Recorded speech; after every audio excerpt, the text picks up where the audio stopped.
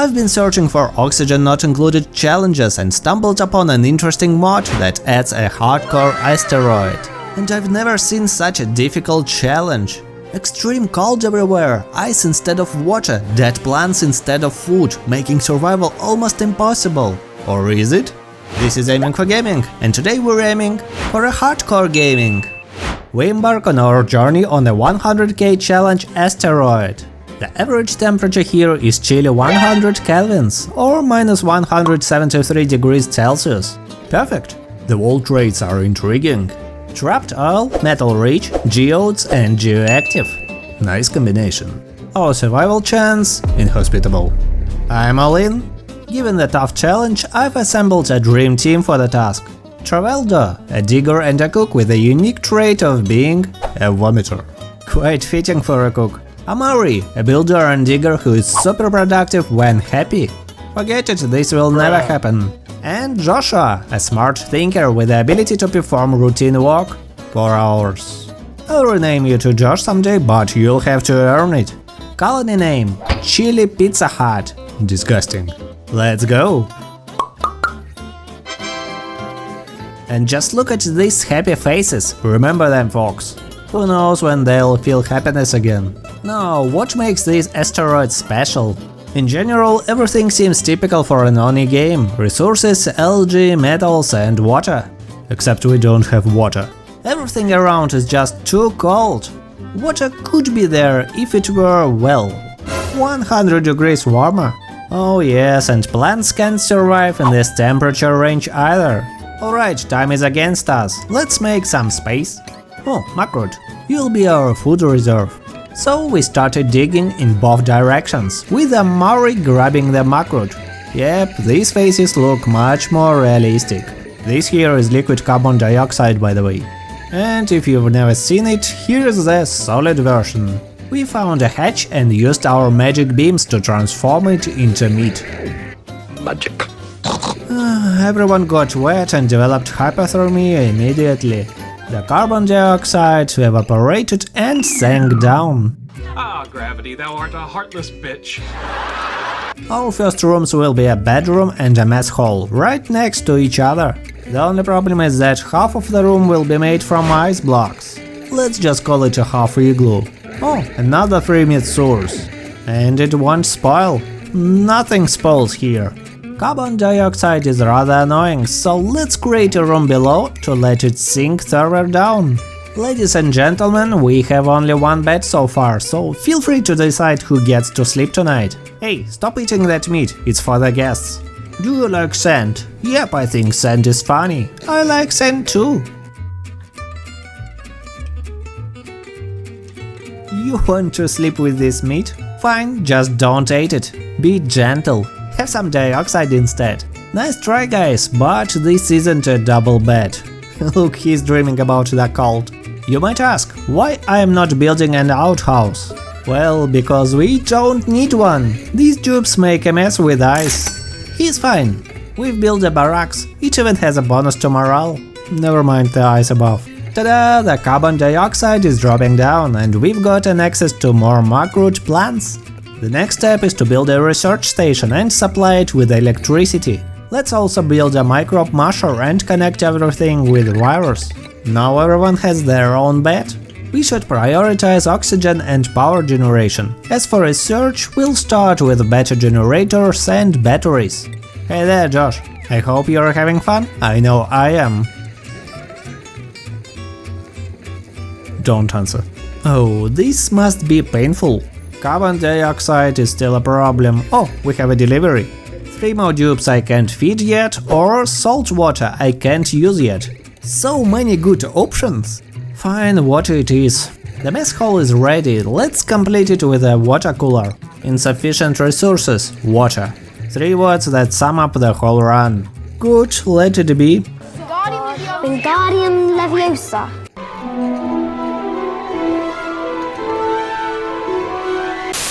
And so our expansion continued. We built a new big room with a coal generator.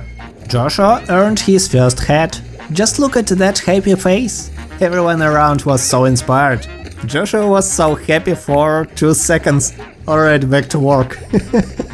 By the way, pressing the like button is a great opportunity for you to make me happy as well. This inspires me to make more videos for you.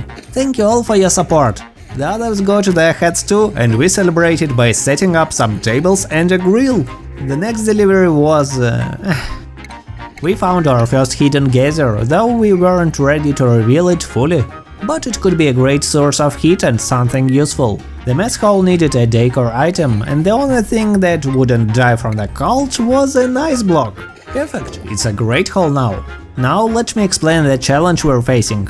You see, we don't have water, only ice. We can melt the ice to get water, but to do that we need to research thermal devices. But researching them requires an advanced science station, which works on water. It's a chicken and egg problem. That's why the most important thing for our colony is a water geyser or steam geyser or anything else that can give us warm water. And we found it! A cool steam vent HW31-9. Our savior! Of course, we send our diggers there right away. Meanwhile, we located another biome. It's cold, but everything on this asteroid is. This biome in particular has sleet wheat, which can survive at minus 55 degrees, making it way more reliable for us than any other plant. There we go, water! The precious resource that will lead our settlement to prosperity. But we must hurry, it turns into ice if left untouched. And just below that we found another geyser, this time one with warm salt water. Right now we have nothing to process it, but later on we'll make it work for us. Once we have water, the first priority will be to research the metal refinery, because it produces heat. But before that we must collect the water by mopping. That's nice, that's what we need. Please don't even think about it. Never mind, just mop it all up now. With water at our disposal, we felt a bit better. We even decided to print Mary. Welcome to the club! We located our first geode with methane and diamonds. And a natural gas geyser, our future source of power.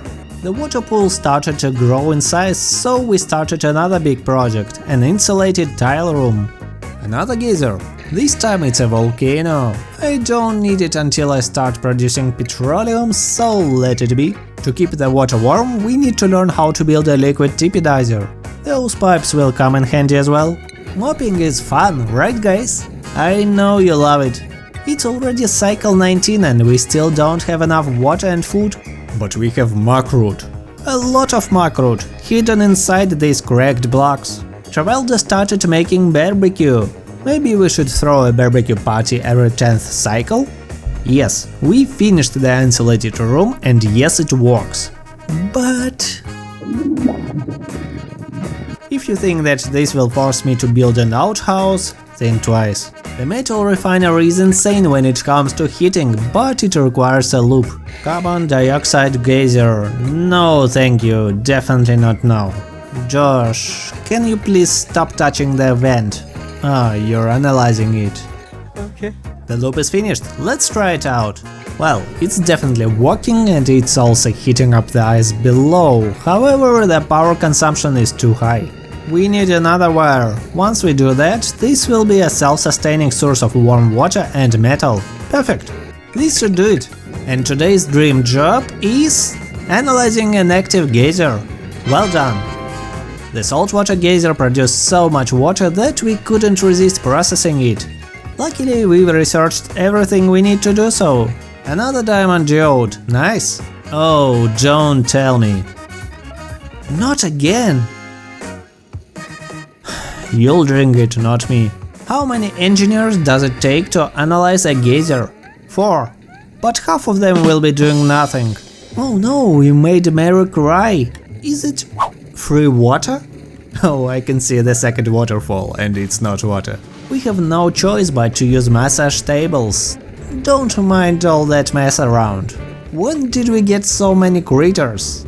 Finally, it's working. 2 sources of water should be enough for a while. I might regret it, but I'll take 3 show wall eggs. We can also afford mush fries, better than nothing.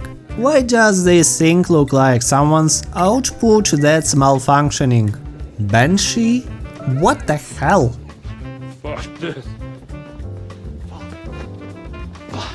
Just see this. Look at this. Never mind, he is sleeping now. And so the brave team decided to build 2 more rooms, one for centralized water storage and one for bedrooms and bathrooms. The plan was to introduce our duplicants to toilets. It's the 51st cycle after all, it's about time. We printed another dupe responsible for carrying stuff. We led a pipe to the ice blocks, which in theory should melt them after a while. We finished the multi-purpose room. Our ice melting plan was working like a charm. We placed a warming mechanism with plates and a tepidizer to warm up the room. Got a suit, let Josh suit up, revealed another vent, this time with polluted water. The water was warm, so we built a small farm on top of it, placed another tepidizer to speed up the ice melting process. That was pretty efficient. The room above was getting warmer and warmer. Oh, and show walls were born. We prepared everything we need for a decent toilet room. Our thimble reed was feeling pretty well, but to boost the farming even further, we printed an agriculture specialist. We needed power, a lot of power, so we reached the natural gas vent. To get even more water, we placed a storage bin for 500 kilograms of ice. The water around it will be perfect for melting it quickly. I'm a good mayor. I promised toilets. Here's your toilets. And an extra thimble reed as a bonus. And it's only cycle 78, so be grateful. Alright, returning to natural gas. We must research the generator first. We've almost reached the surface, wow. Then we found an old fissure, not far from the volcano. And that's great, because I have a setup just for that. The multipurpose room was getting warm and cozy, so we moved the beds there.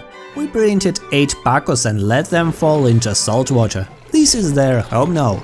Draglet eggs were also a good arrival, but without a breeding room they were useless.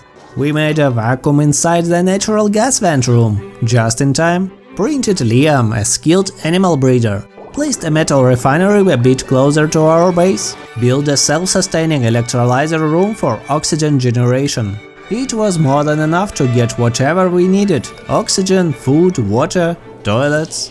By the way, it's cycle 100, meaning that we have passed the challenge. I felt a bit unsatisfied with the amount of stuff we had, so why should we stop here?